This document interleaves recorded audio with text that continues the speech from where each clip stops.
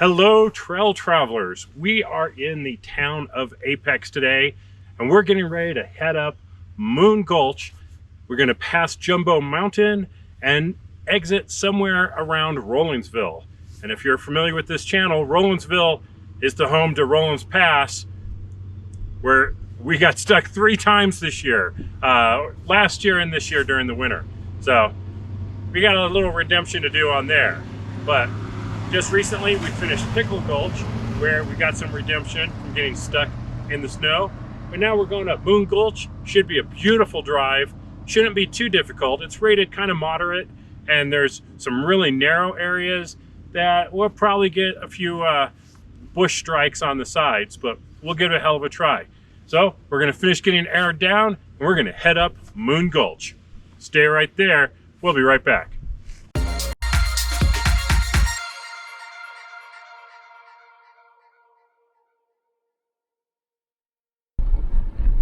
All right, we're heading up the road here from Apex.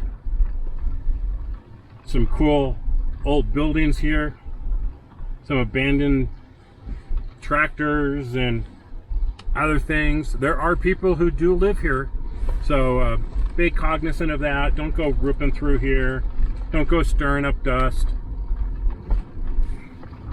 But kind of enjoy the scenery, because there's some pretty cool buildings and things to look at through here. Now this road, pass, trail, whatever, should take us to Rollinsville, and then from there it's just 15 minutes to Nederland, and then we'll be on our way back home. So we're going to see what this is like. Again, never been up here.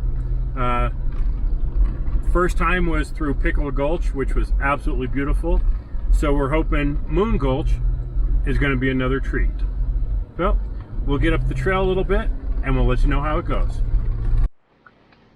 All right, we're here at the beginning of Moon Gulch, and we're no longer on a nice clean dirt road. We're kind of on trail now. As I said earlier, this trail is supposed to be rated moderate, but we'll give it the Trail Traveler rating when we're all done. Right now it's starting off just kind of rocky and loose, and it is kind of wet today because it's been raining for a couple days. Hopefully we'll be through this before we get rained on or hailed on or snowed on or something. It is late June, so you never know. We did see some rain earlier, and it does call for rain this afternoon, so hopefully we'll make it through this without too much hassle.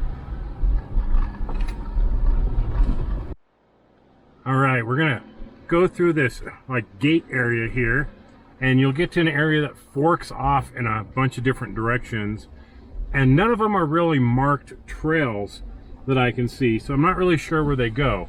But what you want to do is make a really hard right, 90-degree right, because you want to stay on 413A, and that'll take you on this what looks like a very well-traveled road and keep you from getting lost.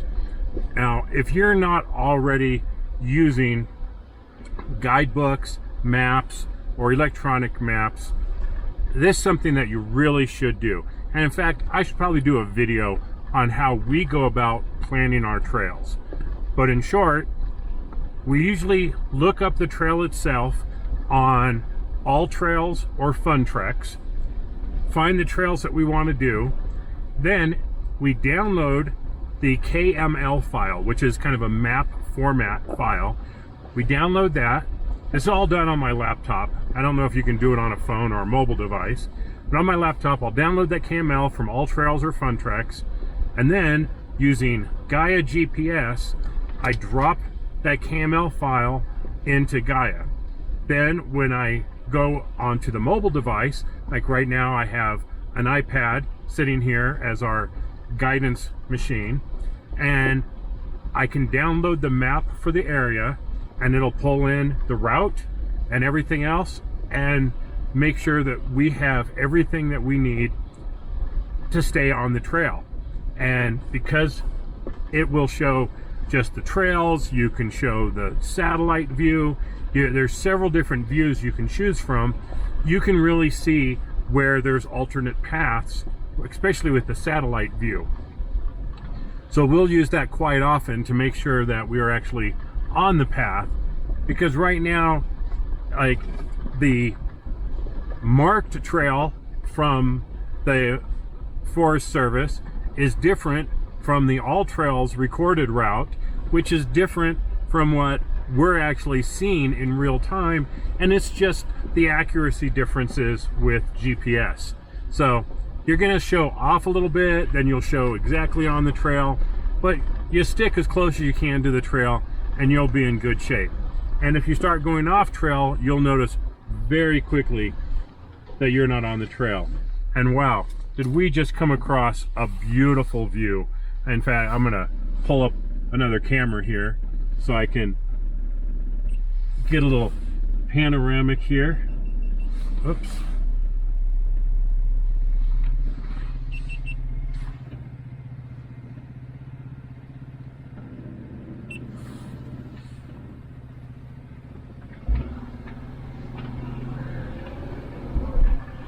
What a beautiful view.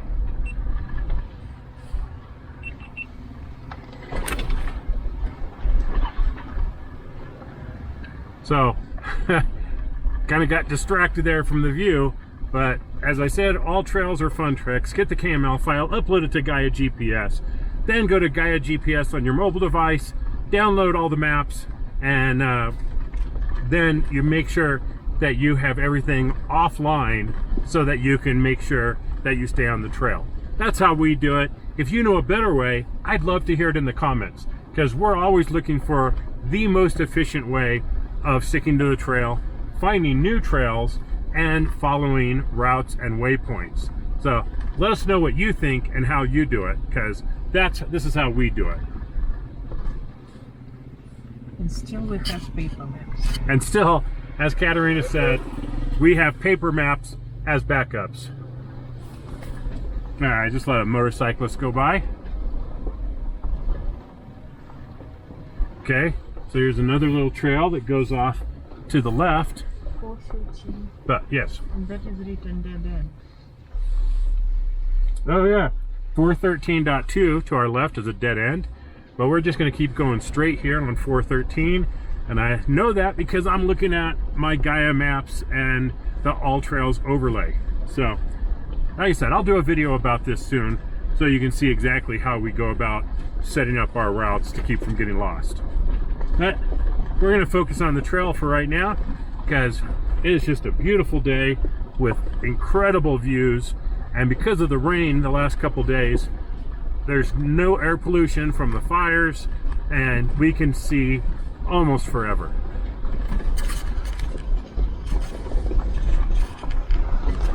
Okay, at this spot, it's another Y intersection. Off to the right, you'll see a sign for 412.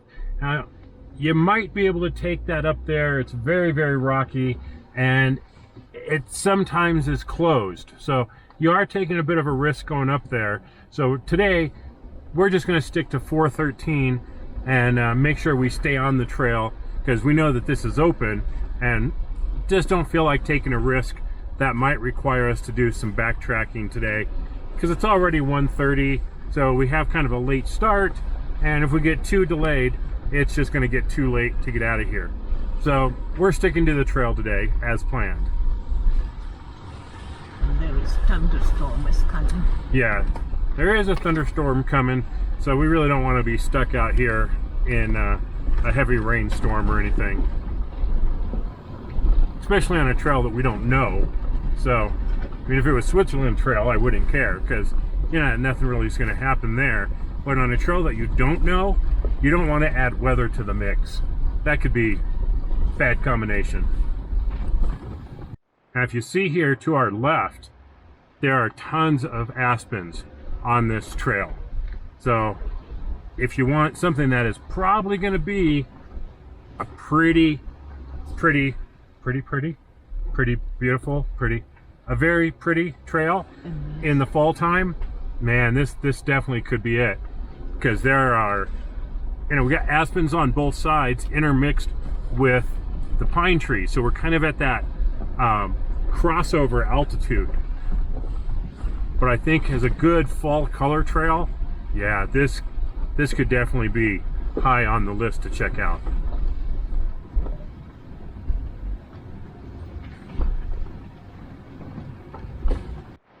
I'm pretty sure I mentioned, but if I didn't, let me reiterate, this is a narrow trail. If you're in a big Jeep and you don't want to get those little Colorado pinstripes, don't do this trail. You will rub up against some bushes. One side or the other, there's no way around it. There is no line that will get you through some of the really narrow spots without brushing on some, maybe some pine or something. Nothing gougy that I've seen yet, but certainly some stuff that, you know, you are gonna brush up against some foliage. So I'll just put it at that. I'm not expecting anything that is gonna do damage, but I am gonna have to do some buffing out to get some of this stuff out. The other thing I'm gonna say about this trail is there's a lot of tippy spots. Like the majority of this trail, we're sitting at a 7 to 10% tilt, or I mean roll. So it is kind of strange to be on here. All right, we're at another Y intersection and it's starting to rain. Oh, yep, we take a left here to stay on the trail. But yep, we are starting to get some rain now, so hopefully it won't be too bad and it'll just pass over so we can get through most of this without any real issues.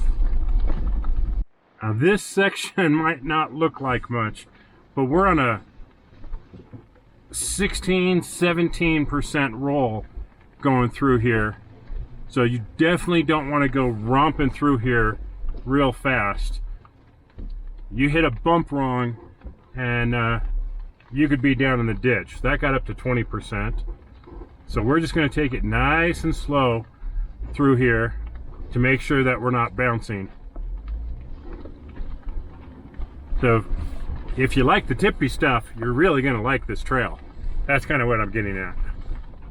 Because you feel like you're tipped to some degree between 7 and 15 degrees most of the trail so far.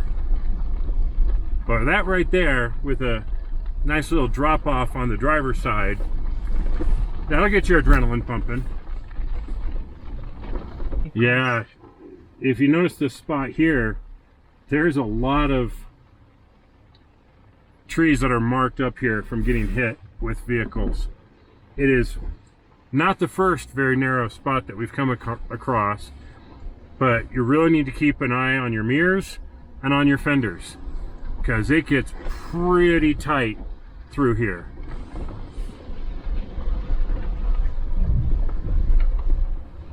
Whoa, but look at this view. Wow. Snow-capped mountains in front of us. Beautiful green hills to the left of us. Looking down, there's like white, red, and yellow wildflowers. So really pretty. And we have this really sketchy turn to go around.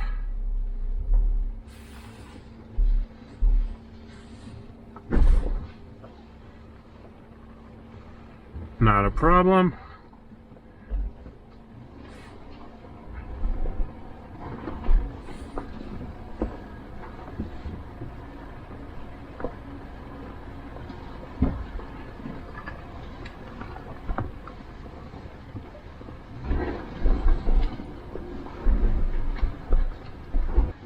Okay, and as I said, this so far basically most of this trail feels pretty tippy. You can see we're doing a pretty constant 15 to 17 degrees going through most of the trail. So yeah, if you don't like that, you may not like this trail very much. Now I know 15 degrees is pretty much nothing. I've had this thing at 35 degrees before, so I know where my safe points are, but that doesn't help it from kind of getting to your stomach a little bit when you're going over some of these areas, especially when there's a cliff on the side.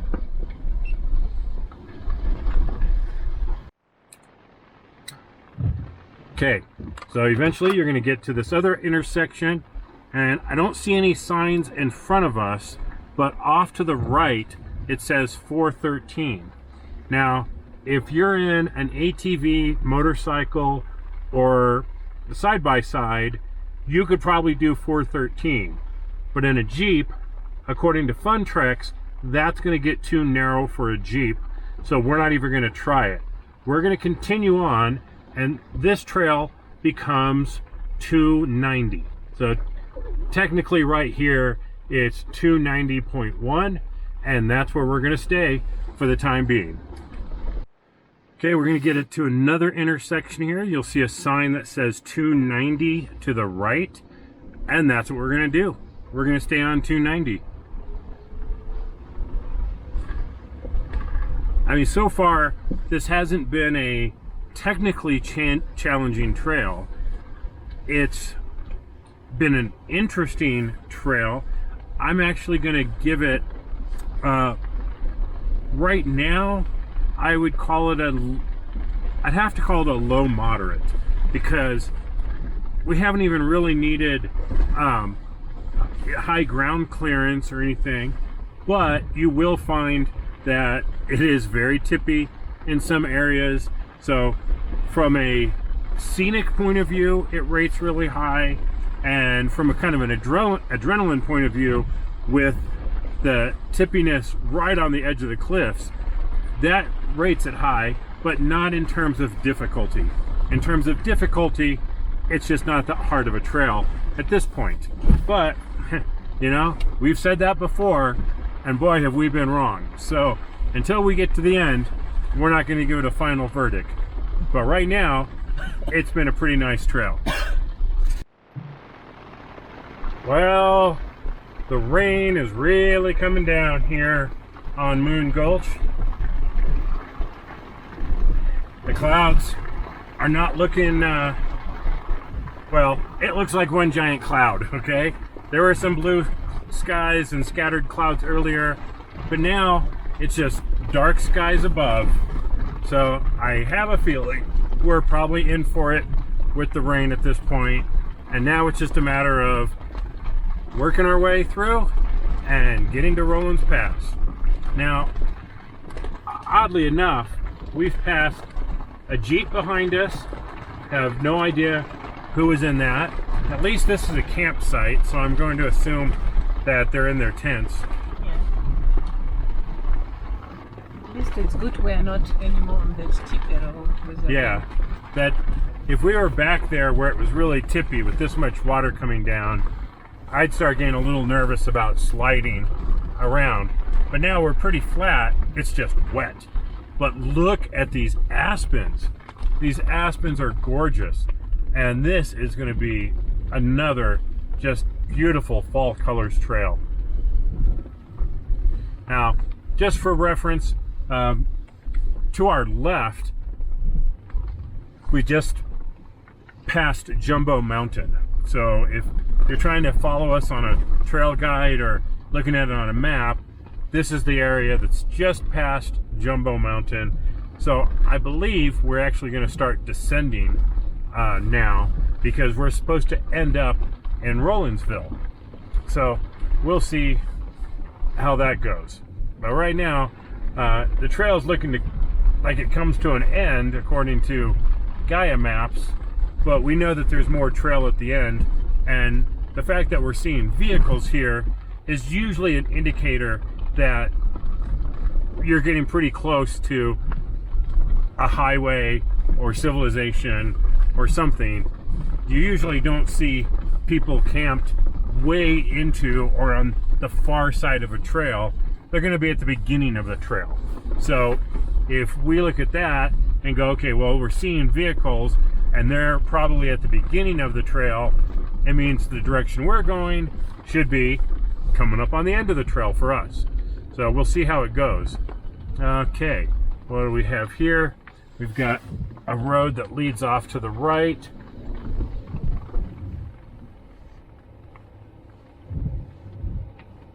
I'm not, So just go straight. I think we're going to go straight here.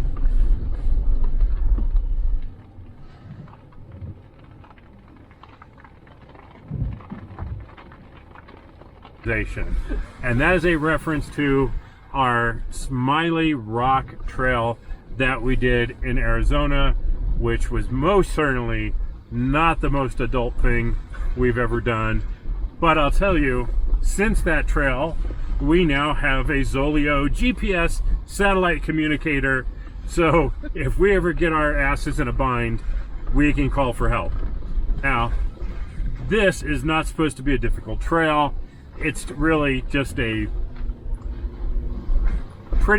a rough road from one spot to another. So we're okay doing this by ourselves, even though that's kind of what we thought on Smiling Rock Road. So, and that one bit us in the butt. But here, we do know where we are, and we're coming out towards Rollinsville. I mean, look ahead, you can see there's actual signs. So, again, good sign. It's always a good sign when you see signs. So, no parking anytime, no unlicensed vehicles. I mean, to me, this feels like we're damn near out of this. So, we'll keep going and see what lies ahead. Well, that brings back some memory. S&H green stamps. Not something you see anymore. If you don't know the story of S&H green stamps, that's something to take a look at. It was, in my memory, and I'm 56 years old, when I was a little kid, S&H green stamps was kind of the closest thing to like a grocery store loyalty program. But there was more to it than that. You would collect the stamps and be able to turn them in for something, but I'd have to look it up. It's been a long time, but that was a long time ago. So, but if you're into a little history, look up S&H green stamps. All right, we got cabins. We've got more less than optimal off-road vehicles. So it's telling us that there is civilization ahead.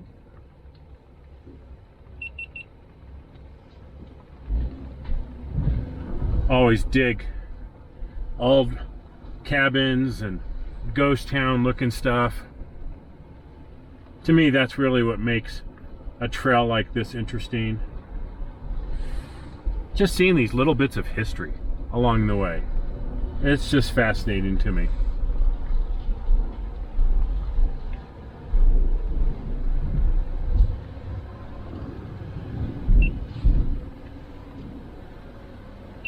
Is it thunder noise?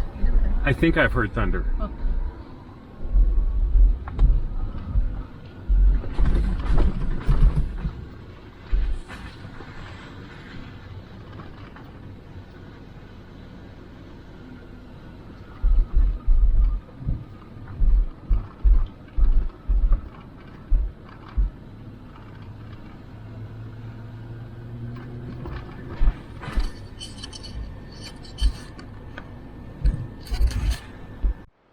We've hit a very well-maintained dirt road. We got houses on both sides. Well, houses on the left side here. On the right-hand side. Right-hand side, yeah, there's a house tucked in back over there. Still raining a little bit, so unfortunately you'll see the wipers every few seconds clearing off some water. But we have definitely made it on our... Well, I was going to come up with some catchy phrase for it, but our journey through Moon Gulch. Well worth the drive, especially if you've just finished Pickle Gulch. I highly recommend, if you have the time, which it's going to take you about another 90 minutes, maybe, or so, to go this route. But I would definitely go this route instead of heading right back into town. So, I think the winning combo is Pickle Gulch and then Moon Gulch. Well, we are almost through Moon Gulch. If you stay on this, it's going to take you right to State Highway 119, make a left to go into Nederland, or make a right. I'm not really sure where it goes if you go to the right, because I live to the left. So left to Nederland, get some gas, get some pizza, relax, or to go up to Rollinsville, make a left, and go up to Rollins Pass, where we'll be heading up again real soon. Now it's time to get wet and air up the tires. All right, we are airing up here at the end of Moon Gulch. Yes, I'm getting wet. It's raining. What can you do? Sometimes these things happen. But we had a great day. Let me get some water off the lens. We had a great day.